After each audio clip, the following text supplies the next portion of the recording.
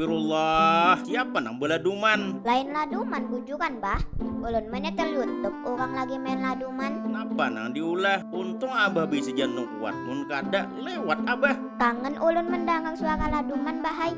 Tapi wah ini kada boleh kalau main itu. Tapi jangan jua menyetel volumenya nyaring-nyaring nakai. Kasian abah terkajut. Inggih ulun salah mak. Tapi kenapa orang bisa jantungan? Boleh aja berpuasa lah mak. Setahu mama boleh aja bang orang jantungan puasa.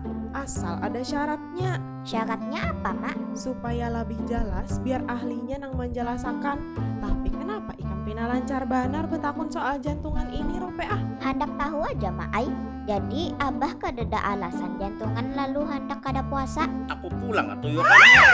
Ya, seperti yang kita ketahui bahwa penyakit jantung ini memiliki banyak perhatian ya bagi para penderitanya, khususnya pada bulan Ramadan ini. Bagaimana bahwa para penderita sakit jantung ini apakah bisa tetap berpuasa atau tidak?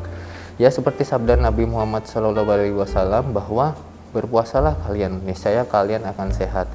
Jadi dari sabda Nabi Muhammad ini kita dapat melihat bahwa puasa itu menyehatkan, bahkan pada pengidap penyakit jantung ya. Ini dibuktikan dari penelitian di Qatar yang melibatkan lebih dari 2.000 pasien yang diikuti dalam waktu 10 tahun. Itu terbukti tidak meningkatkan faktor atau meningkatkan kejadian penyakit jantung. Dibuktikan bahwa dalam penelitian tersebut bahwa ada beberapa manfaat bagi para penderita penyakit jantung ini untuk mengikuti puasa pada bulan suci Ramadan ya. Dalam studi lainnya juga menunjukkan demikian bahwa berpuasa itu memiliki manfaat dapat menurunkan lebih dari 70% faktor-faktor risiko yang dimiliki para pengidap penyakit jantung ini ya. Jadi ada 5 manfaat sebenarnya yang paling utama pada berpuasa ini bagi para pengidap penyakit jantung. Yang pertama adalah kadar kolesterol akan menurun. Ya, penyakit jantung koroner yang disebabkan oleh aterosklerosis ini karena ada penyempitan atau penyumbatan pada pembuluh darah koroner ini. Dalam sebuah penelitian ini menunjukkan bahwa orang-orang yang berpuasa itu akan merubah pola dari kadar lemak jahat, lemak baik maupun kolesterol total, dan menyebabkan penurunan dari LDL yang signifikan dan meningkatkan 30-40% dari HDL atau yang kita kenal dengan lemak baik. Yang kedua, manfaatnya adalah menurunkan tekanan darah. Jadi pada kondisi pasien yang memiliki faktor risiko dengan tekanan darah tinggi, jantung ini akan bekerja lebih keras sehingga menyebabkan jantung ini kelelahan, membengkak hingga fungsi jantungnya turun. Nah, pada orang yang berpuasa ini akan menurunkan tekanan darah karena faktor homocysteine dan faktor konsumsi garam kita yang kita kurangi selama berpuasa. Yang ketiga, manfaatnya adalah menurunkan kadar homocysteine dalam darah. Jadi homocysteine ini adalah suatu asam amino alami di mana bila kadarnya tinggi dalam darah dapat meningkatkan risiko aterosklerosis atau yang kita kenal dengan penyakit jantung koroner. Namun terdapat penurunan kadar homocysteine darah yang sangat signifikan pada seseorang yang berpuasa. Kemudian yang keempat, menghindari tubuh mengalami resistensi insulin. Ya, manfaat puasa lainnya adalah membuat tubuh lebih bijak dalam menggunakan gula sehingga menurunkan risiko terjadinya diabetes. Yang kelima adalah yang paling pasti secara alami itu adalah mengontrol dari berat badan kita. Ya, tidak dapat dipungkiri bahwa obesitas ini adalah faktor risiko utama terjadinya sindroma metabolik ya, seperti darah tinggi, kemudian diabetes mellitus ya, sehingga dengan berpuasa ini dapat mengontrol dari kenaikan dari berat badan kita. Ya. Jadi kapan penderita jantung ini boleh berpuasa? Ya, dari penelitian di Qatar tadi menunjukkan bahwa para penderita penyakit jantung yang berpuasa ini tidak mengalami perburukan dari penyakit jantungnya. Terbukti dalam penelitian Rami dan kawan-kawan juga bahwa pasien dengan fungsi jantung yang jelek itu juga dapat berpuasa dan tidak terjadi serangan jantung ataupun perburukan dari gagal jantungnya yang terjadi selama dia berpuasa.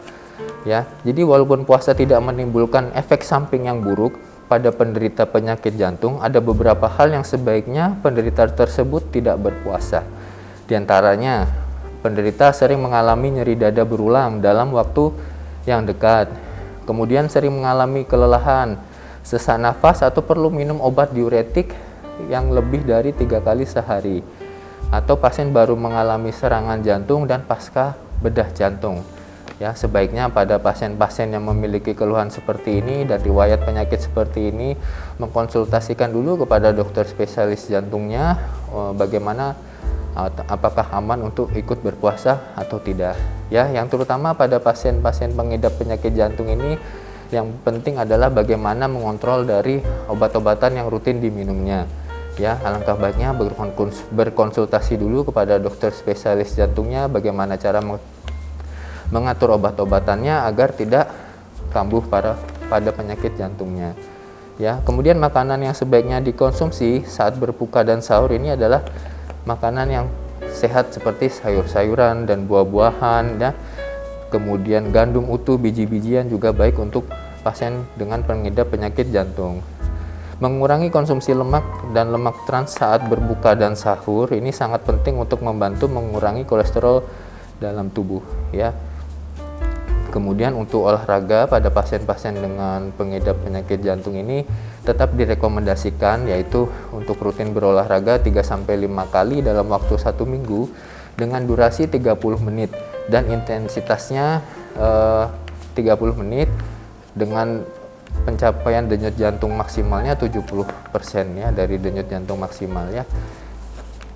Kemudian selama berpuasa sebaiknya konsumsi makanan secukupnya dengan porsi yang kecil dan tidak melakukan balas dendam saat berbuka puasa, ya. Kurangi makanan berlemak dan banyak garam seperti gorengan dan makanan cepat saji. Ya, semoga berpuasa di bulan suci Ramadan ini membawa berkah dan manfaat, menjadikan tubuh lebih sehat dan terhindar dari penyakit yang tidak kita inginkan. Terima kasih. Wassalamualaikum warahmatullahi wabarakatuh. Sudah jelas kalau penjelasan Sidin tadi. Kenapa jadi ke Abah arah pembicaraannya? Seperti sebelumnya, belum jelaskan ke Mama tadi tupang bahai. Han, tiwas pian Abah dularai rancak kekayang itu, lalu ditimbak anak saurang.